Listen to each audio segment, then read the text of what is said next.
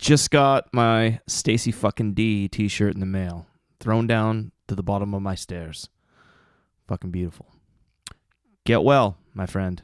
Get well. You've got a real attitude problem, McFly. You're a slacker.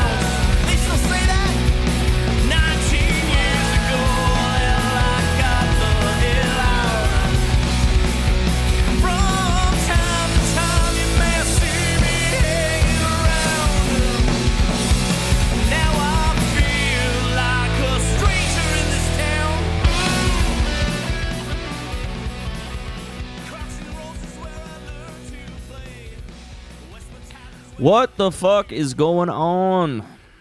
My name is Mike. This is Ego and Vice. This is episode 17, I think. Wow, 17 episodes. Here we are. I always rave on that. Hey, wow, 16, 17. But hey, man. Who knew? Who knew we'd get this far? And who knew that I'd still be interested in it? Or the people that listen and give their time would still be interested in coming out and sitting here with a fucking bum like me. But hey, what are you going to do? Yeah, so I'm happy to be back, man. What's been going on? Shit, we just played a gig. Goat just played a gig at House of Targ on last Saturday. We played with Gutter Demons. We played with the Dreaded Rebels. And we played with a band called Wirecuffs, which is a friend of mine named Brendan. He also plays in a band, which I've played on this podcast before, called Slim and Popular. He has a second band on the go. He's a busy dude. And in Slim and Popular, I know he plays guitar and sings, and in this one, he's just a vocalist, and they put on a fucking rad show. The whole night was a lot of fun. It was a Chord Productions event. And as always, the House of Targ, was a hospitable host. Always treat you good there. And we had a fucking really great time. Gutter Demons were really fun. Big stand-up bass. And I realize more and more that the later we play in the night, I'm used to opening shows. We played right before the Gutter Demons, so I think we were like third on a 4-night bill. And I've learned that the longer I sit in a bar waiting to play and watching bands, the more I tend to drink. And the more I tend to drink, the faster I forget how to play my guitar. Not that it really matters, because Goat's kind of the sloppiest band in the universe anyway, but you know what I mean. You still don't want to fucking offend anybody with your hideous, Anyway, but it was good. All in all, it worked out really well. And fuck, what are you going to do? That's life. If I was in this to play well and to, shine on my instrument, I probably would have quit a long time ago. I do what I can. Yeah, so after that night, leading up to playing, like I said, I was having a few drinks, and after the show, I had more drinks, and Sunday morning rolled along, and fuck, I felt like absolute garbage. I felt like a fucking absolute garbage person. I rolled over in bed, I stared at the ceiling, and I was supposed to work that day. I called in sick, and because believe it or not, this is not my job. I actually have things that I have to go to make money to sustain the things like this that I do. I called in sick, and I spent the day basically writhing in my own filth and wishing for death. And unfortunately, or fortunately, it didn't take me that day. I bounced back, and I'm doing well, I guess. I called in sick yesterday, too. Took a couple days off. You just need some time off from what you do. Starving artist, what are you gonna do? You play in bands, you still need a day job, you still need to do your thing, but after a show and you kind of let loose, and sometimes if you let loose a little too much, well, you pay the price for doing that. And I paid the price. So I took a couple days off just to find my brain because I apparently left it at Targ. But anyway, it doesn't matter. Rolled over on Monday morning. Felt better than I did Sunday morning, but still felt tired. It was like the 2-day hangover thing. So what I did was I rolled over, got on my phone, which I normally do, and just paid some bills. I paid my phone bill, and I paid put some money on my credit cards, which is long overdue. And I paid some back taxes. Look at me. I'm a fucking responsible citizen. Well, if I was super responsible, I probably wouldn't owe back taxes, but hey, what are you going to do? Government got a hold of me about 6 months ago and said, you owe this much from this time. And I was I knew it was coming. They'll find you. The government will find you. And I try to keep up, you know what I mean? I try and pay my taxes on a regular basis. I'm a subcontractor. That's what I do. Like when you go to your job at fucking, I don't know, the Home Depot and you get paid and you get your paycheck, it's basically you get what you see what you worked if you're hourly, right? And they take off for like CCP, like the pension, and then the GST or the HST and all that stuff. So all your taxes are done. So what you're left with is what you have. Because I'm a subcontractor, I actually charge my contractor HST for my services. So I am responsible for getting all my finances in order, if you will. Because if I go out and I make X amount of dollars, when I get my paycheck, I take home what I make. And it's my responsibility to take a certain percentage of that and, put it aside for the government and whatever. And I do that. I do it. But there was, sometimes you get a little behind in things, but, I'm trying to keep up on it. But life is a motherfucker. And bills, there's always fucking bills to pay. It's amazing how hard we work in our lives just to get by and own the shit we own. Just honestly, just to get by. Like you work 5-6 days a week, just busting your ass for what? Just to live in like mediocre things, I guess. I don't know. I have a decent, like I'm a subcontractor. I'm like my own business. So I make a decent living, I suppose, but it's just like I don't have anything really nice. Everything I own is cat scratched and covered in cat fur, and I don't like super fancy new things. I like old things with charm and character, so that's what I have. And it's crazy. And with the government, though, not to go down this path, but don't fuck with the government because they will fucking get you, man, and they don't give a shit. They will take you and they will put you in like a little box and they'll squeeze that box and then they'll like fuck that box. And that's you. So try and be on top of that, or at least call if you're having problems with that. At least call the government and talk to them. Don't hide from them because they don't appreciate that as long as you call them and discuss it with them and make some sort of effort to pay it, whatever you owe, then they seem to be okay with it. And I guess they're kind of reasonable when it comes to payment. As long as you're paying, they will kind of cut you a break. But if you don't pay and you run from them, they will put you in that fuck box. I told you. It's true. Trust me. Fucking sucks. Anyway, enough of that. Sorry, I'm just going off on my thing. So yeah, the show was good. Episode 17. I have a guest in the studio tonight. He's a friend of mine. His name's Ken Ketchum. He's from the bands that I know. He was from Four Stroke. He's also in the Limburg Babies, and I know he has a new project, and he's going to be here for a interview, and we're going to get that underway shortly. But I figure until he gets here, I'm going to play some tunes. I'm going to play a long overdue tune from a band that gave me permission to play their stuff probably a few months back, and I've just had guests on the podcast. And I've just kind of lost, I've been kind of trying to focus on the people that are in the studio. So since I have a little bit of time, let's play some local music. So I'm going to play a track off a local band, and I apologize if I'm butchering the name or the pronunciation, but this is the way I hear it in my brain. A band called Balanana. Right. These guys, we were in contact a couple months ago, and I promised they had just finished a record, and I promised to play some music on the podcast, but I got super preoccupied with everything else that was going on. But hey, guys, I apologize. Here you go. Try to honor that. They have a new record out. It's called Hello Hoopla, and you can find it at balanana.bandcamp.com. As soon as I'm done playing this track, Ken Ketchum from the Limburg Babies is going to be in Southwood Studio. We're going to talk about what's going on in his life and a little bit of history with him. But in the meantime, this is a song called Pointless off of the new Balanana record, Hello Hoopla. Check it out.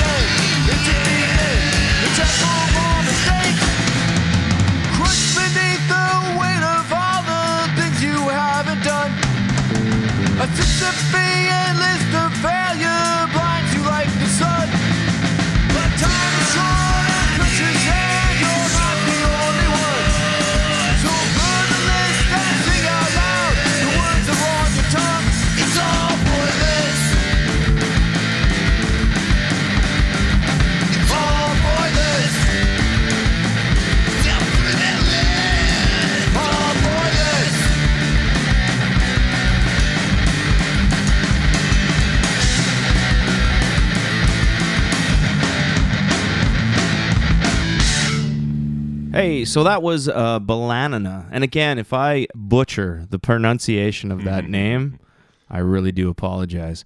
This is Ego and Vice. This is episode 17. Can't believe it's 17. I have a guest in the studio tonight.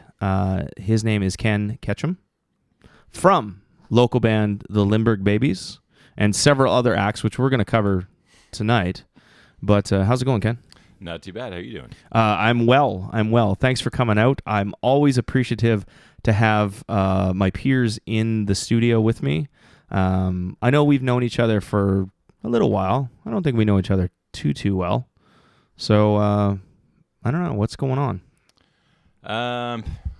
What's going on? I don't know. I'm here. I guess probably the main things that I would think of maybe talking about would be a bit about Limburg Babies. I have a newish band, Cultural Treason, that is about to come roaring back out of a bit of a hibernation that we've been going through this winter, appropriately enough.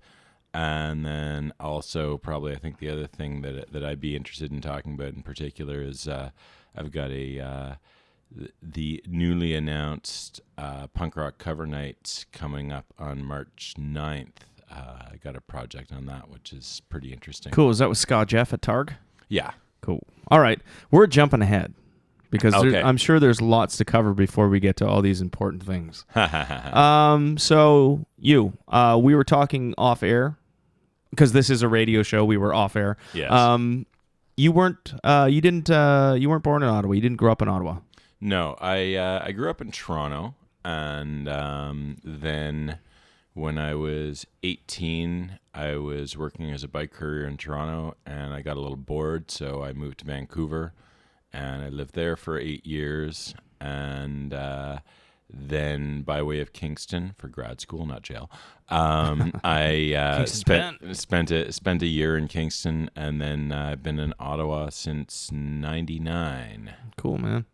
And as far as music goes, how far back does that go? Were you always just a bike courier, and you looked on the horizon and said, "I'm going to quit this bike courier business and become a band guy, a music guy"? Well, I mean, as pitifully as being a bike courier paid me, it always paid far better than being in a band. Oh, of course. As you know. But yeah, no, I mean, like, I think I had my I started my first band when I was in high school at 14, and then so had that one band, and then I had a couple of bands in Vancouver. Although, like, probably I think the entire 8 years I lived in Vancouver, I played maybe 10 shows or something like that. Like I wasn't terribly, like, I was always trying to form bands, and then things would always fall through, and then the drummer would quit and move to Nelson or something like that, and so it was only pretty much the last year and a half I lived in Vancouver that like I got anything that gelled much, and so, like, most of my musical history has been pretty much since I've been living in Ottawa since '99. Well, I remember you when I first knew about you. You were in the band Four Stroke. Yeah, that band when you were 14. Just before we jump too far ahead, what was the band called? Do you remember? It was called the Vagrants. We were Nice. probably about the 800th band in the world called the Vagrants. That's but, pretty. It was punk rock. Oh yeah, It sounds punk rock. I mean, our very first song, we did, like, I think somewhere in my house I have like a cassette tape of us doing an 8-minute long version of Warhead by the UK Subs. There it is. 8 minutes. Okay, that's Yeah, cool. we just kept on not stopping. I love hearing the history of, like, the first bands and stuff, like the names and how they went and stuff. Where did you play when you were 14? Did you, like, was it like high school talent shows? Did you rent out your own? Essentially, yeah. That no, we just played like a few shows at school, and that was it. Yeah. Okay. So when you went to Toronto to BC, Toronto, you said you were in a bunch of bands. No, Toronto. Like, so growing up in Toronto, like, the Vagrants was the only band. I'm sorry. And then you went to BC. I went to BC, okay. And then so probably like a year or so after I moved there, some friends and I formed this band called Vicious Dick. Nice. And we sort of we'd practice, and then, like I said, like, sort of someone would move away, and then, like, we'd go on hiatus for like a year or two, and then we'd kind of, like, get it together, and then sort of it was this band that from about, like, 1991 till 1996, like, sort of existed mainly in our minds. That's a good chunk of time, though, to be in Yeah. a band. Yeah, to be in a band that never plays shows, and, like, practices almost never, but like, we played 2 shows in, I think, 95, and then that was it. But then like, sort of in 1996, I was living in this house that had a basement jam space, and we just kind of, like, we finally pulled it together and finally got, like, a decent lineup, and we played, like, probably about 6 shows, sort of in around town in bars and stuff like that, and that was going well. And then our drummer quit, and then we sort of built this other band out of it called Snatch Bandits that actually recorded in this. Yeah. You went from Vicious Dick to Snatch Bandits? I went from Vicious Dick to Snatch Bandits, and I then after leaving Vancouver, I made a resolution that I would never again be in a band whose name revolved around anyone's crotch. Fair enough. However, you can always kind of, if we're going to jump ahead a little bit, when you got to Ottawa, you formed Four Stroke. Moral Hazard, actually. Moral Hazard. Oh, Jesus Christ. See, I'm just trying to piece together these pieces. I apologize. Moral Hazard, yes, that gets away from the Dicks and the Snatches. But the Four Stroke, anyway, okay. Moral Hazard. How'd that come about? First of all, why'd you move from BC to Ottawa, of all things? So this is basically like when I was living in Vancouver, after a while, I got sort of tired of riding my bike around and thought, maybe I'll go back to school. And I went back to school and ended up getting a bachelor's in economics. And then sort of at one point, a couple of my profs kind of like pulled me over and was like, you will go to grad school. And my next best option was basically continuing to drive a delivery van for this company that was like teetering on the edge of bankruptcy. So I'm like, I'll go to grad school, and I went to Queens and Kingston and got a master's, and then the federal government basically offered me a job, and I was like, well, I don't even have like the van delivery thing as a fallback anymore. So I'll move to Ottawa. as unattractive as that may sound. So. Yeah, well, I guess if you're going to work for the government, Ottawa's a good place to be. Yeah. And so you've been working for the government since you've been in Ottawa? Pretty much. I've been a Fed for like 18 years. Wow. Crazy. The punk rock Fed. But I guess the job was there. The career was there. You went to school for it. You got what you wanted, but I guess the bug of music was still inside you. So I mean, honestly, for me, if anything, it's like it was almost kind of the other way around. Is that like, you know what? This is a job that's going to kind of give me the stability and also the free time so that I can do the other shit that I want to do. I can do music. That's pretty important, and a lot of people out there, a lot of musicians try to survive, and I guess they do. I guess it's the starving artist idea of where you just like, I'm just going to play music for my whole life. But as long as I've ever played music, I've always had the job, and music has always been kind of reaching for the stars type of thing, until I got to a certain age where music became more of like, I just love to do it, so I'm going to keep doing it. Yeah. So I suppose it is kind of a hobby, but we're talking a little bit back further. So it was still kind of there was the possibility at one time to be like, yeah, okay, this might go somewhere. So yeah, I mean, I guess I know for me, like, because I always, sort of when I was in high school and like, when I was struggling in like, low paying jobs and stuff like that, and when I was a student, like I was always like sort of putting time and effort into like, playing music and like practicing and stuff like that. And even like, I don't know how often Goat practices anymore. Like, I mean, I remember like in Vicious Dick, like at one point we were practicing 3 times a week. I'm like, to me nowadays, like the notion of practicing 3 times a week is like, holy crap, like where the hell did we find the time? Yeah.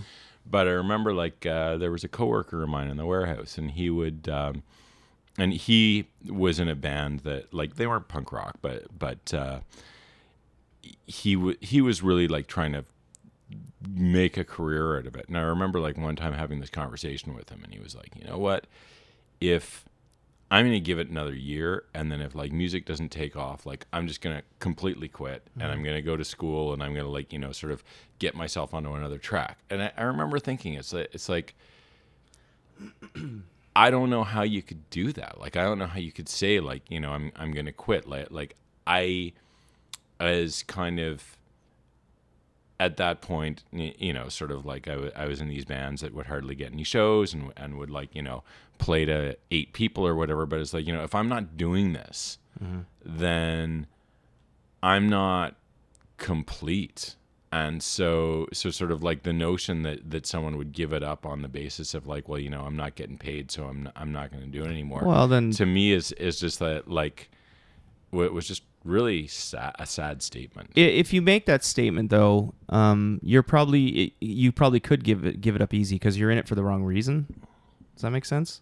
Yeah, I mean, although I don't want to he'd made a lot of sacrifices and Sure. things like that. But it's I mean, I've always had this sort of. I mean, I look at the musicians whose music has made the most impact on me, and it's people who have not made a lot of money out of their music, most of whom, like, you know what, if they've managed to break even on tour, that's been lucky. It's like, you know, they've always had to work to support work like sort of day jobs to support themselves and things like that, and you know, the music has been something they've done out of a need to do it, as opposed to because it was going to be something that was going to make money for them. And it's like, you know, I don't have any lack of respect for someone who makes money out of music, but if the money is the reason you're doing it, like I think you're doing it for the wrong reason. But you know what,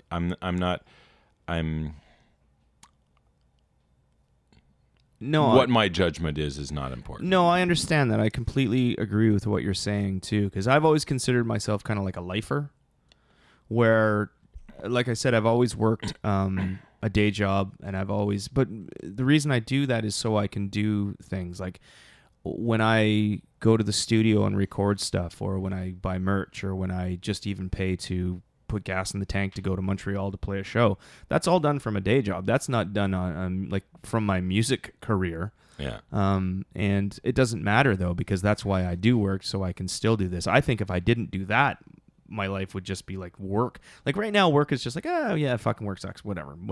But I can still do this stuff. I got a show coming up. I got band practice tonight. I'm going to sit at home and write songs, and maybe we can record these things. If I didn't have that side of it, the work side of it would just be like super depressing. You know what I mean? Work is kind of like a motivating thing, so I can do all this other stuff in my life. Yeah.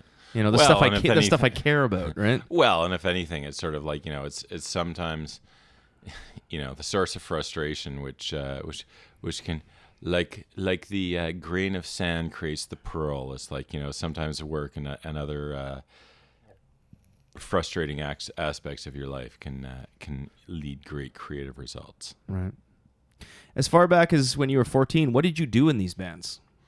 So this is like until the Lindbergh Babies started, I used to have this little kind of joke that I tell people, which is that, you know what, there are no pictures or recordings of me playing bass. So I've got plausible deniability on that, but I've done everything else. Right. So like my high school punk band, first lineup, I was just hands-free singer. Second lineup, I was guitar vocals. Then in Vicious Stick, I was guitar vocals. There were two of us, and we'd trade off guitar vocals. We'd trade off like battling over whose song would get learned and practiced next, and we would just kind of battle about all kinds of other stuff as well. Then Snatch Bandits, actually, I traded off guitar and backing vocals versus drums. So like me and this other guy would trade off guitar and backing vocals and drums. Like during a show, like during practice? Yeah, so there were 3 songs that I drummed for, and then the rest he would drum for. Yep. And then after he quit, we got like a good drummer, so I just went straight to guitar. Then Moral Hazard, I was like guitar backing vocals. 4-Stroke, I was like hands-free singing and, you know, just kind of like running around terrorizing people. Lindbergh Babies was when I came out of the closet as a bass player. You're like, hear me roar, world. Yeah, and then Cultural Treason. I picked up the guitar again, so I'm guitar and vocals in that. Okay. So I move around, but it's funny. I was when we were doing kind of the fun jams that led to Lindbergh Babies. At one point, I was like, "Hey, you know, I used to play drums in a band. Like, I'll kind of sit behind the kit and see how I do." And fun fact: if you go for, let's say, 12 or 13 years without playing a drum kit, and then you sit down behind a drum kit again, it's not like riding a bike. I was gonna ask. It's you forget like everything you knew. Oh wow. So were you always like, when you were a kid, did you like sing in the shower? Were you part of the like church choir or something? Like, it sounds like that has always been kind of your. I was part of the church choir, but that's probably more because like I grew up in a sort of nice area of Toronto where like they actually paid kids to be in the church in the choir. So like a buddy of mine, like sort of, hey, you want to join the choir? Like I'll get a signing bonus for $50 to get you to join. Hell yeah, dude. So I was like I think we negotiated like a certain amount of kickback, and then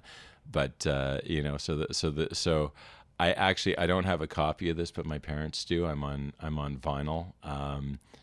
One of the church My first record. Yeah, one of the church ladies, Awesome.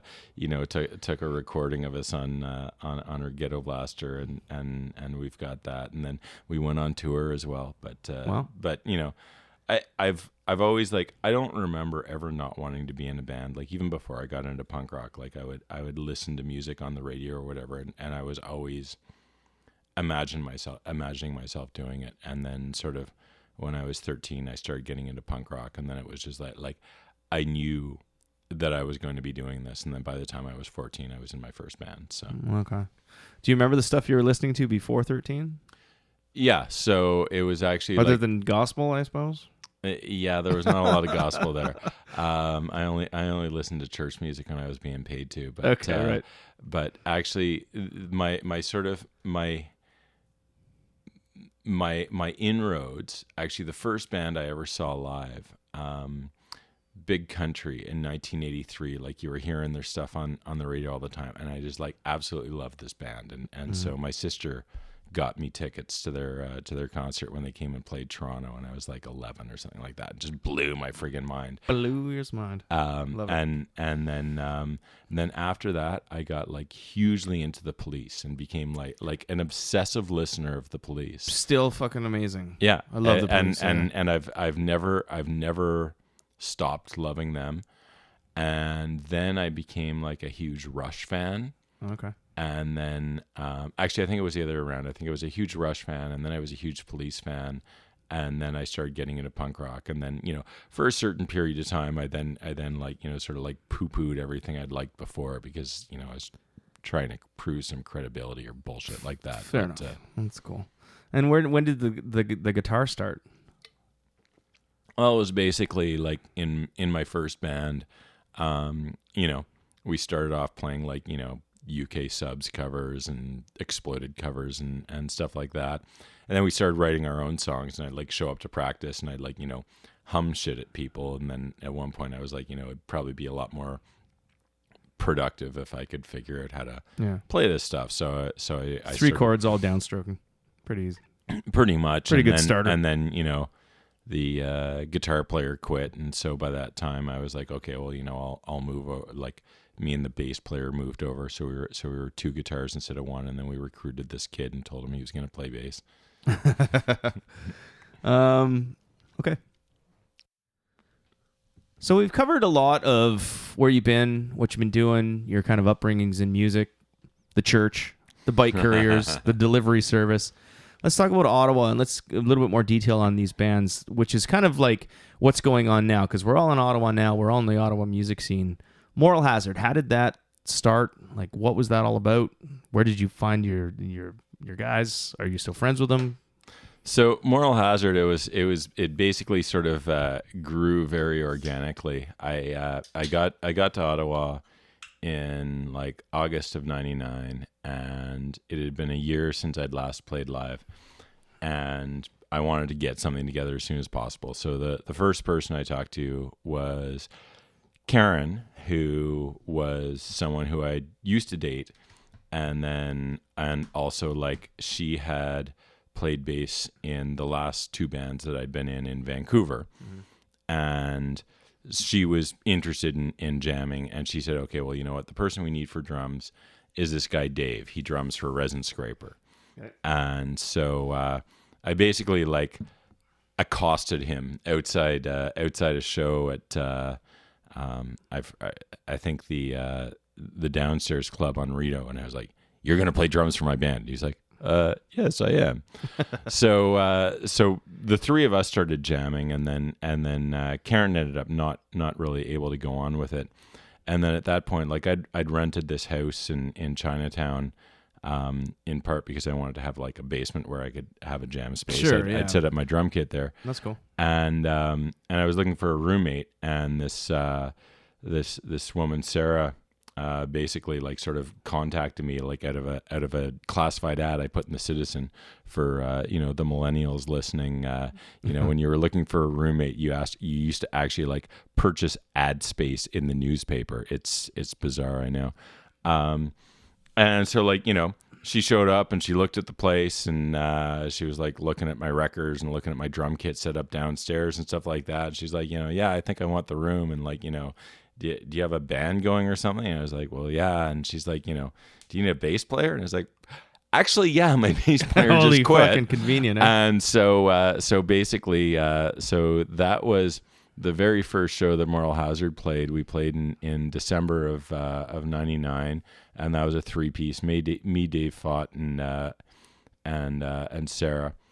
We then, I wanted actually another guitar vocalist because I am far from God's gift to guitar playing. I like to have. You're preaching to the choir, sir. I like to have at least one other guitar player in any band that I'm in.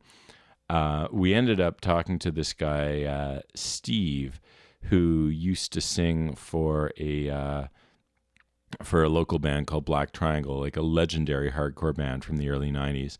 And so he was like, well, hey, I'll come in. And it's like, I'm thinking, well, you know what? Maybe if I'm not doing the lead vocals, maybe I'll be able to like, carry enough of the guitar on my own. Yep. So he came in and we did one show as a 4-piece. And then, but I was still interested in having another guitar player. He said, you know what, there's this guy, Chris, who, he used to be in a band, with my brother. So like maybe he'd be interested in coming in. So Chris came in, and then that was us as a 5-piece. And that was Moral Hazard. That was basically the lineup that we recorded our album with and played like for the first couple of years. And we played like Toronto, Montreal. We played Bumpers probably about 40 times for those that remember Bumpers, and if not, it's the Works across the road from Birdman Sound on Bank Street there. We went up and played the Canadian Forces base in Petawawa a couple times, and it was this really great time, just playing like sort of punk / hardcore. After a certain period of time, Sarah moved on, and so we got this other guy, Steve Rowe, came in on bass. But otherwise, like we had a very solid lineup for about close to 5 years. And so you guys were kind of seasoned in Ottawa then. Oh yeah, and I mean, like, so we played lots of shows with sort of bands like the Riptides, the Creeps, Token. We'd play a lot with touring bands, so like Bunch of Fucking Goose would come through. We'd play with them. Discords from Montreal, the Ripcords from Montreal, a little bit better known. Paul Gott. I say from Ottawa, from Montreal. That's cool. Yeah.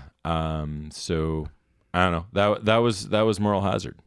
Well, that sounds like a pretty established punk rock band in Ottawa, with the amount of times you played, for the amount of time you were together, and for some of the crazy bands that you played with. Bunch of Fucking Goofs. That would have been fun.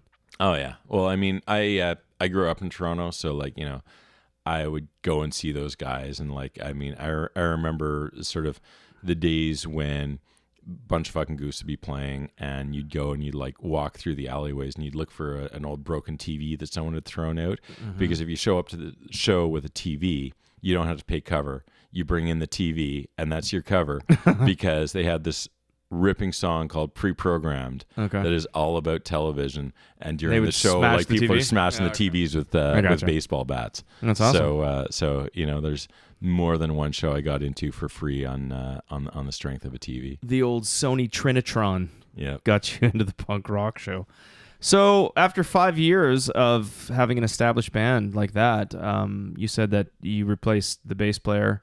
How did it all kind of... So basically, yeah. So Steve Hopkins, our singer, he is still like we're still in touch. He's in the Army right now, and was the whole time I knew him. Based in Petawawa, and just at one point, it was getting kind of difficult for him to like, come down at that point. Commute? We were practicing twice a week, although he would come down for one practice a week, and then the other one, like, we'd just practice a 4-piece.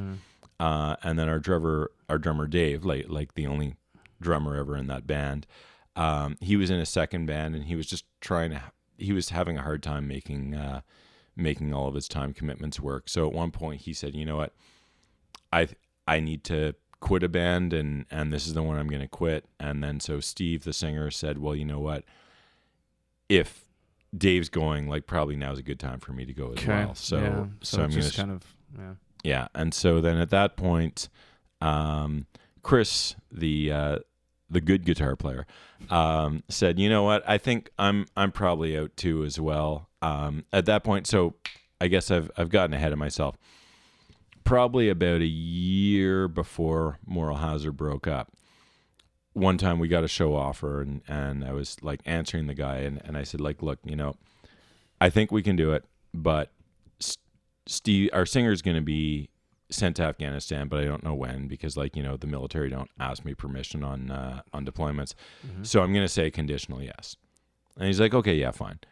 And then never heard from him again. And then one day, like, we go on Punk Ottawa, and it's like, oh, there's this show announced where, like, Moral Hazard is playing the show, but Steve's going to be in Afghanistan, so we can't do it. Oh. So I talked to the rest of the band, and they're like, well, we want to do it anyhow. And I was like, well, I'm not comfortable playing the show as Moral Hazard without Steve. Like, especially, he's going to be off in Afghanistan. Like I think that's kind of disrespectful. So we talked about it a bit, and it's like, well, why don't we do it under a different name? So we, like, kind of talked about it. It's like, okay, well, how about we'll call ourselves Four Stroke if we're doing shows. This is like a complete bleed into. Yeah. Okay, So cool, so if we're doing shows that Super Steve can't do, we'll call it Four Stroke. And so at first, like, Four Stroke was basically Moral Hazard minus Steve. And the thing is that because once a week we'd be practicing without him, like, I had lots of practice, like, singing these songs, so that wasn't a problem. Yeah. So for about a year, we were kind of going on 2 tracks, and we were starting to, like, write some 4-stroke only songs, and then we had some Moral Hazard songs. So it was basically like we had 1.5 bands going on. So 4-stroke is in its incubation time. Well, kind of together already. Before we get into too much more of that, can we listen to a Moral Hazard song? Can we play one? Do it up. What would you like to hear? So I guess as we look at the CD case, what I would pick here would be Waste of My Life. All right. This is Moral Hazard. This is Waste of My Life.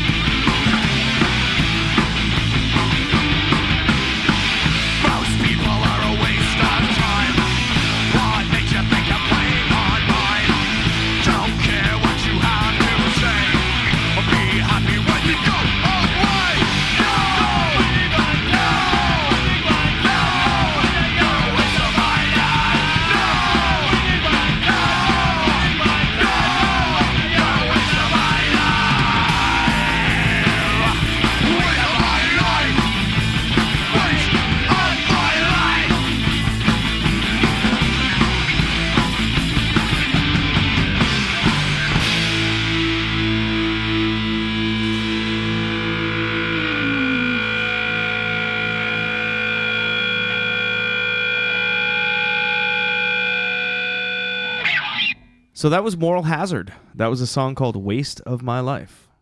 which eventually started turning into four-stroke. Yeah, so essentially, I mean, like I said, we sort of originally four-stroke was almost just basically a name to call ourselves when Steve was out of town, and then like sort of as time went on, we started writing some songs specifically for that band, and then Dave and Steve both decided to quit at the same time, and Steve Rowe, the bass player, and I decided we'd keep it on going, even though Chris decided that he was going to bow out as well. So we basically, a friend of our friend, this guy John Kiley, got recommended to us to come in on drums, and so we started jamming with him, and again through Punk Ottawa, which was a fucking awesome community resource back in the sort of early 2000s. Yeah, you can. I think you can still get on that site, but is it still active? I don't know. Like, I haven't gone on it for years. Like the more recent times I've gone on it, it's just like, I don't know if the bandwidth is really low or something like that, but it just seems to take forever to load. And I guess the message board started disintegrating into sort of a bunch of really unproductive discussions, and then I think, you know, sort of as like other types of social media and Facebook and Twitter took off, like people stopped going on there. But I mean, at one point, I mean, like people would be on there all the time, and you'd have this like, you know, ongoing discussions of you know, all kinds of like, you know, be it the music scene or like, you know, politics. Like there was a lot of interesting discussions and conversations on there, and like, you know, sometimes you'd get to know people, or like, you know, you'd be out at a show and you'd be talking to someone like, oh, like you're so and so, like, oh, that's kind of interesting. Although, you know, you said that one thing about a rock that really pissed me off. But I mean, it was neat. It was interesting, and I think it really sort of aided the development of the community. Although I remember I got in this one debate with Scallon on it where I was like, there is no such thing as the punk rock community. He disagreed with me, and in retrospect, I'm going to agree with him. Well, I remember up until maybe even like a few years ago, I was trying to put GOAT, like, because it says if you want to list your band on Punk Rock Ottawa and stuff, just put it here. And I'd put it up there, and I put it up like 3 different times over the course of an X amount of months, and it just never went up. I'm like, is this site even fucking working anymore? So I don't know. I haven't been to that site in years. Yeah, but I mean, you know, time was that it was, you know, you want to know if there's a show going on this weekend, like you'd go on that. But you know, sort of if you want to engage with people, or, you know, kill some time at work or whatever, like that was a thing to do. But like I said, I think, you know, it's been supplanted by, you know, Facebook and Twitter and whatever else. Message boards were huge. I remember them. You could just go on a Tinder, message board, and like just, you know, the people used to be trying to date each other on Punk Ottawa. Yeah, right. Now there's Grindr. So oh, right, okay, you got Grindr, you got Tinder. Exactly. Punk Ottawa is a thing of the past, my friends. But it was cool. I remember message boards, and they were fun. You know, you would just get in there and you'd get in debates or just share information, like you said. It was cool. Kind of a thing of the past, though, I guess. Yeah. Oh, well. So four-stroke is moving along. Yeah. So basically, so we started jamming, and we had John Kiley, and then we got this guy Mike Jones who came in because, like I said, I really don't like to be in a band where I'm the only guitar, because I'm not that great a guitar player. And so we started playing shows. We probably played for about a year or so as a 4-piece, and we did like sort of a bit of a demo CD, and, you know, got some good shows. We played with we went out and played Spiderfest, or I think it was called Punk Fest back then. We played with the Black Halos, with Zeke. Trying to think, you know, it's a while back, but we got a few good shows. And then, interestingly enough, so was Chris... Zeke, I think Zeke was like Epitaph or Fat Records? I don't know. Okay. But Chris, who'd been the lead guitar in Moral Hazard, he started saying, he's like, well, you know, hey, do you mind if I start coming out to the occasional practice? So he started coming to practices, and we do this thing where he'd play guitar for about half the practice, and then I'd just do like hands-free vocals, and then for a few months we started playing these shows where I'd probably play for the first half. I'd play guitar and sing for the first half of the set, and then the second half of the set, he'd take over, and I'd just like run around hands free and Who was writing the songs? So have you always been a songwriter? Or? I've always been a songwriter. So I mean, like Moral Hazard, I mean, there's writing and there's arranging, right? Because like someone shows up to practice and they're like, I've got here's two riffs, and even if someone shows up and they're like, I've got these two riffs, and then like this song structure and whatever.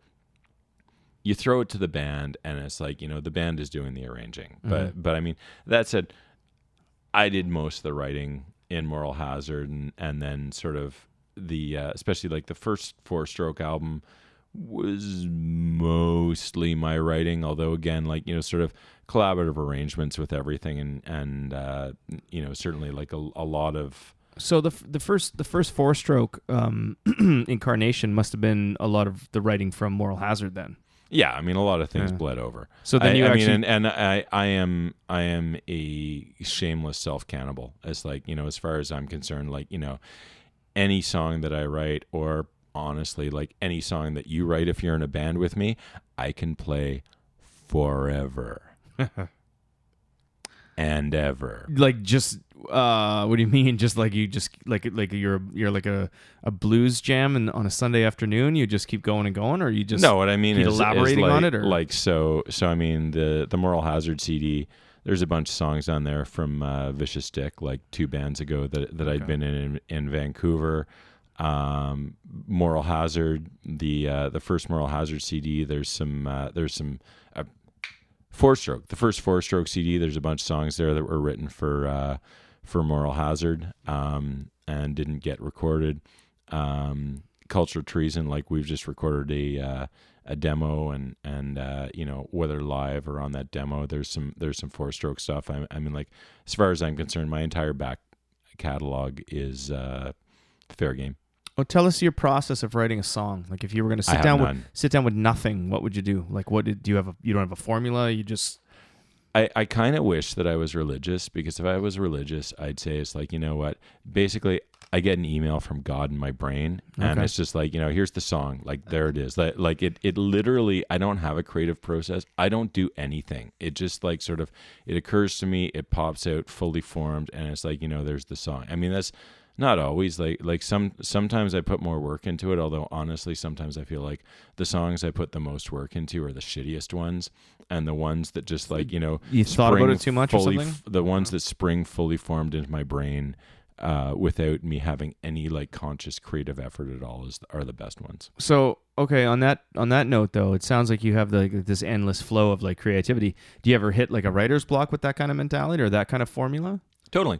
I mean, there are some times when I'm coming up with like, a bunch of new songs all at once, and there are other times when just kind of nothing happens. And I mean, at this point, I've stopped sweating it. Sort of things will come when they come, and I don't really kind of push on myself anymore. I mean, I think like the one thing is if I start feeling like I'm running a little dry, I'll just, make more time to just kind of sit around with the guitar and screw around, and then eventually things will start coming out again. But again, like the ones I strain the hardest for are the ones that are probably worth the least. Fair enough. I go through crazy long stages of like nothing. There's little moments, and I guess this is with anybody who writes music. I don't know, because when it comes to Goat or when it comes to my other projects, I'm the one who's kind of coming up with certain ideas for songs and stuff. And sometimes I'll like write one song and I'll go on this long kind of trek of just like I just wrote like 3 songs in like however amount of time, and they're songs that I will bring to the band and we'll put together. But there are times, and these are more than the creative parts, where I just go like months and months and months without writing anything because I have nothing. I feel like I have nothing to say, nothing to write. Every guitar line I come up with is like I've heard that 1,000 times. Nobody gives a shit. You know what I mean? So it's crazy to hear like, but I have a formula. I always try the same formula because I don't know how to write without that formula. But hearing you say, well, I get a message from God and it comes out. I wish. So if God, hey, sir, you fuck, if you're listening, give me a fucking message. But you see, the problem is that I don't believe in God. So it's like, so I don't know where it's coming from. It's just like, magically appearing. But I mean, seriously. And it's even like literally this morning, I woke up and I had like some music in my head, and it wasn't even like I wish I could say it's like, oh, and it was this really amazing song. I was like, you know what, that kind of sounds a little mediocre to me, but I was like, you know what, I'm gonna get out of bed. I'm just gonna like whip out the guitar and like record it on my phone so that I can think about it again when I'm not like super exhausted. But that's pretty much my thing. Is like and especially honestly, like most often when I'm going to bed or when I'm waking up, like suddenly I'll get like a snatch of music going through my head, and then it's just a case of like I need to find an instrument, grab my phone, or if I don't have an instrument handy, just like hum it into the phone, and it's like I put it down there, and it's like what, I'll listen to it again when it's time, and maybe it's good. Most of the time it isn't, but if you don't give each little piece a chance, then you'll miss the ones that are good. The old smartphone voice recorder is a godsend. It's just Absolutely. It's there for you.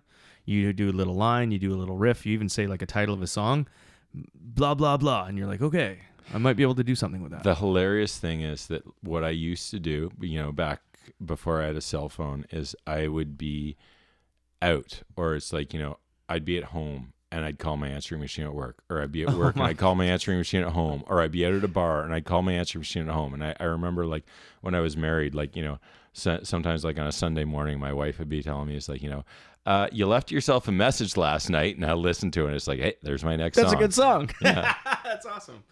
That's super cool. I've said this before, and I'm sure a lot of like songwriters and musicians can relate to it. I'm sure you can too.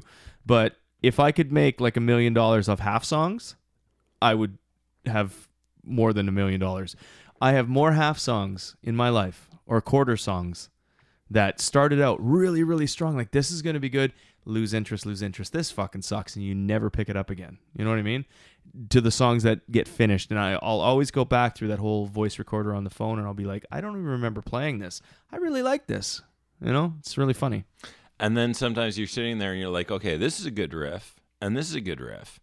And can I put them together? And you start trying to like force these two things together, and it's just like there are songs that I've done where I've actually succeeded in forcing those two riffs together, and it doesn't work. It's weird that sometimes, yeah.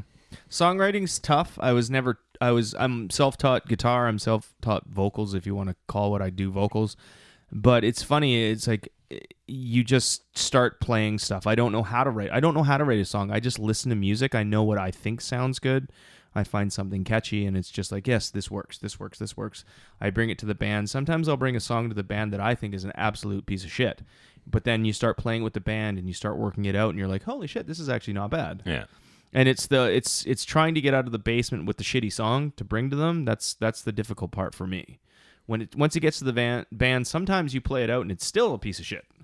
But sometimes it's great. It's just and it's also, I mean, I think again, just with the whole talk about arrangement is that when you bring something to the rest of the band. In the military, they have this adage, which is like, no plan survives contact with the enemy.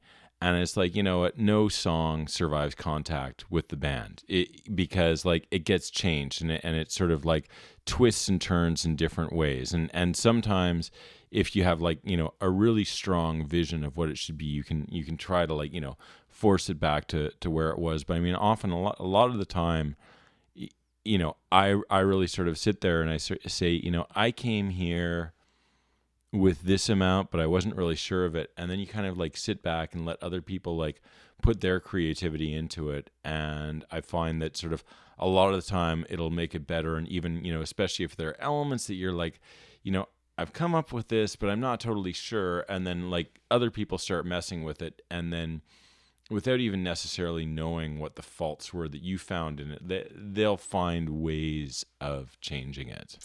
That's fair. Let me ask you this question. I remember when I was like 22 years old and I'd sit down with a guitar and I'd play a song and I'd write some lyrics and I'd be like, that's the deepest shit I've ever, you know what I mean? It's like everyone's going to love this stuff. Do you find, because I'm going to say, we're both north of 35. I'm going to leave it there. We're both north of 35. Do you find that writing lyrics at this stage in your life is more like that nobody cares? Nobody wants to hear this anymore. You know what I mean? Do you find it's like you can't, because I remember when I was a kid, I used to write that angsty kind of stuff or that kind of angry kind of stuff or, you know, stuff that made me feel like, yeah, people are going to want to hear this. I find that nowadays I write stuff and it's just like, this is so done. It's like, I'm just like, I'm a complete fraud writing these lyrics. I don't really feel them. They just kind of sound right because it's punk rock. Do you ever get that feeling? I honestly, like, I think, frankly, like in Moral Hazard, like I already chose the Moral Hazard song to do, but there's one in there called Nothing, which was literally about there. It's like, you know, I have nothing to say that hasn't been said before. And the thing is that, I mean, again, like I've been listening to punk rock, not for my whole adult life, but for, you know, all but 13 years of my life.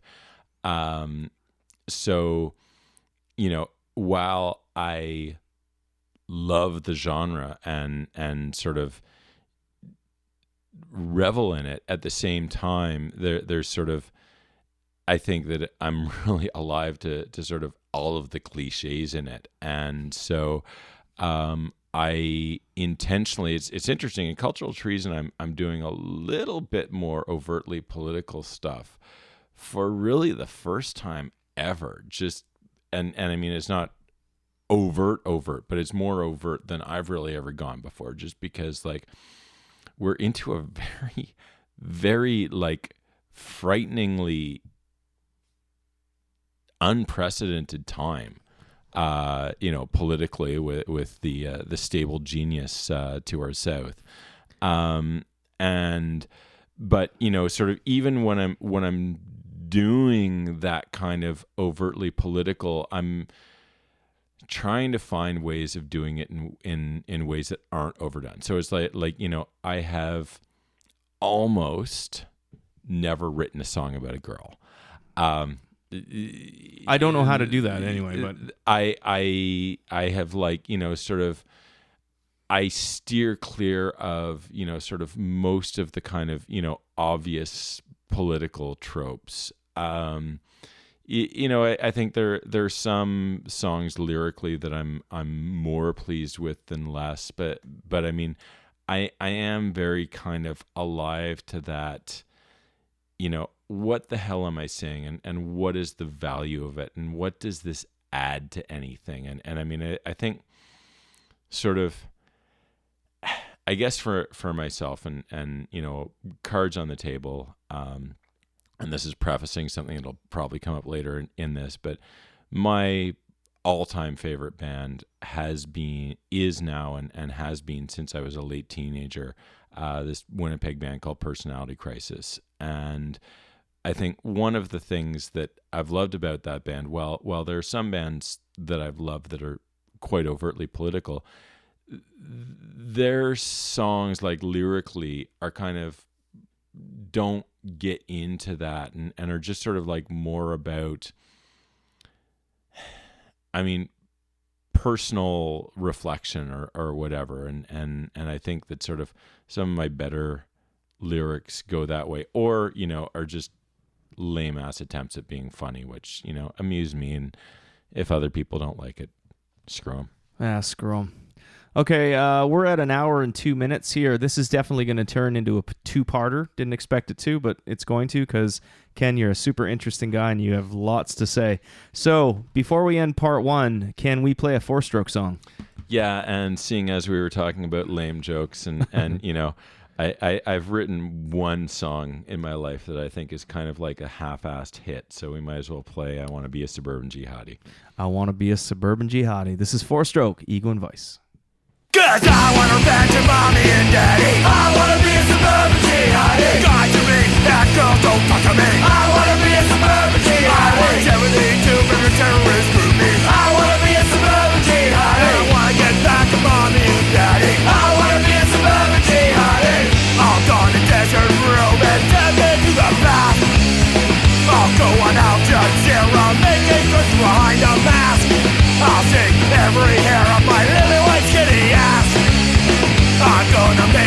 not by getting up and running out, because I want revenge of mommy and daddy. I wanna be a suburban jihadi. Gradually, that girl don't talk to me. I wanna be a suburban jihadi. I'll get 72 for the terrorist groupies. I wanna be a suburban jihadi. It'll really tick off my mommy and daddy. I wanna be a suburban jihadi. My life is such a bore, and it's all America's fault. College is such a drag, and I'm tired of them all. To escape the last and do the teething of my life, I'll convert to a hobby Islam and join in all the strife, because I want revenge of mommy and daddy. I wanna be a suburban jihadi. Guys are me, and girls don't talk to me. I wanna be a suburban jihadi. I'll get 72 for the terrorist groupies. I wanna be a suburban jihadi. And really tick off my mommy and daddy. I wanna be a suburban jihadi.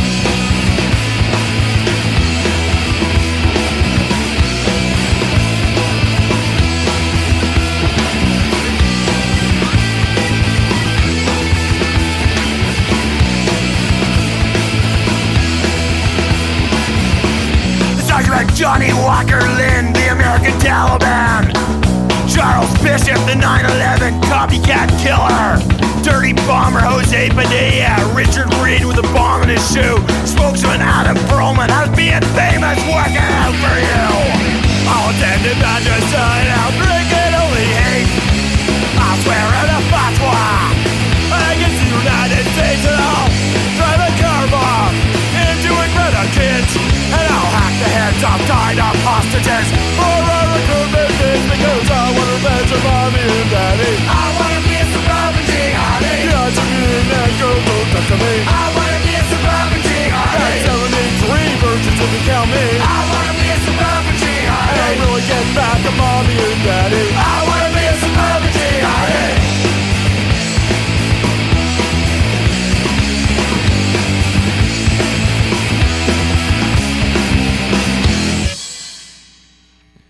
So that was the late, great Ottawa band Four Stroke. That was a song called I Want to Be a Suburban Jihadi. This is the end of part one of my interview with Mr. Ken Ketchum. Check out part two. Should be out in, early next week or end of this week. Either way.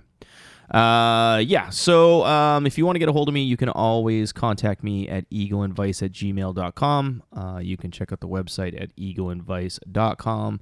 If you want to be on the show, if you want your band on the show, you want me to play some tunes, or you want to sit down and we can have a talk. Be fun. Don't forget to check out this weekend, Saturday, at the House of Targ, the Remy, he'll be there too. The Lemmy revisited tribute to the one, the only Mr. Lemmy from Motorhead and Hawkwind and everything else he was in. Goat's playing about 3 or 4 Motorhead covers, and it should be a good time. Lots of bands on the bill, and go to thehouseoftarg.com or their Facebook page and check out the band listings for that. The times, I don't know, I think it's like 8 o'clock, 19 plus. All your donations, or what you pay it's pay what you can, because all the donations go to a really great cause. Okay, so this has been Ego and Vice, episode 17, I believe. Crazy.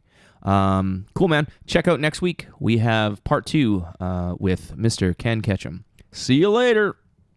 You've got a real attitude problem, McFly. You're a slacker.